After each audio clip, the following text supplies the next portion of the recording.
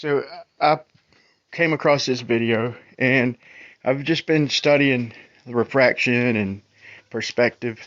This here is proof that a little ripple of water can block anything in the background.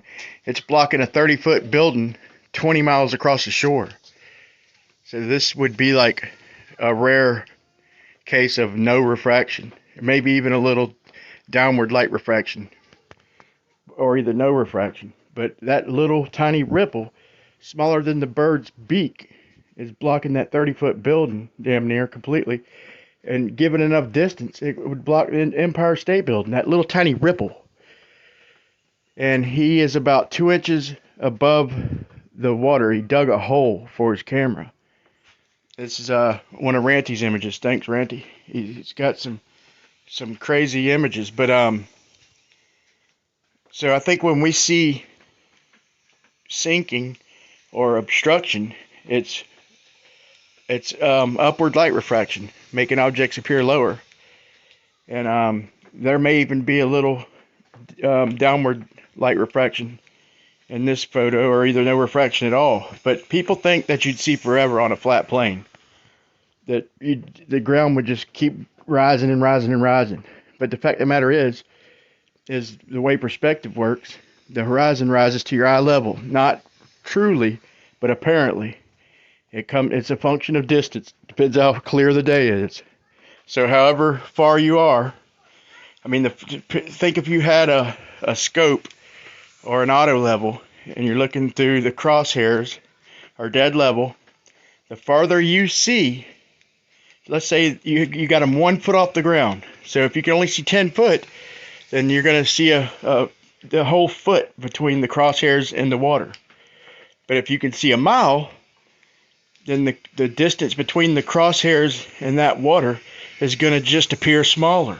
So it's going to look like the crosshairs are converging with the horizon. If you could see 5 miles, then there's basically going to be that gap is going to be so small, it's going to appear so small that you won't be able to distinguish the crosshairs from the water. They'll be sitting basically on the water. So it depends on the visibility of the day and light refraction. But in my opinion, light refraction causes basically all everything we see, basically every photo. I'm talking distance. I ain't talking about up close, but anything off in the distance beyond the horizon, all depends on the refraction of the day. And the more I'm looking at this, the more I'm starting to believe that downward light refraction is making objects appear higher, and upward light refraction is making objects appear lower.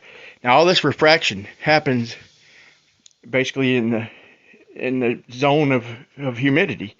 As you climb higher, the water starts reducing as a function of height, altitude, until you get a certain distance up, probably about 7 or 8 miles. I'm not exactly sure. Could be 10 miles, 20 miles, but you're gonna have no humidity left besides the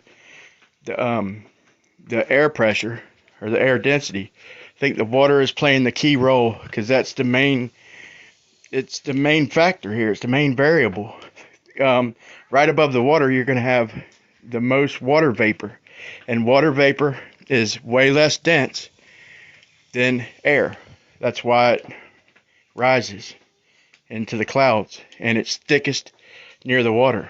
So it explains why we get the most atmospheric effects and phenomena close to the ground overlooking water, but it still happens on the ground.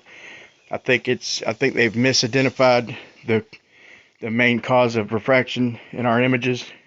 Not saying that the air density doesn't play any part at all, but I think it mostly has to do with humidity.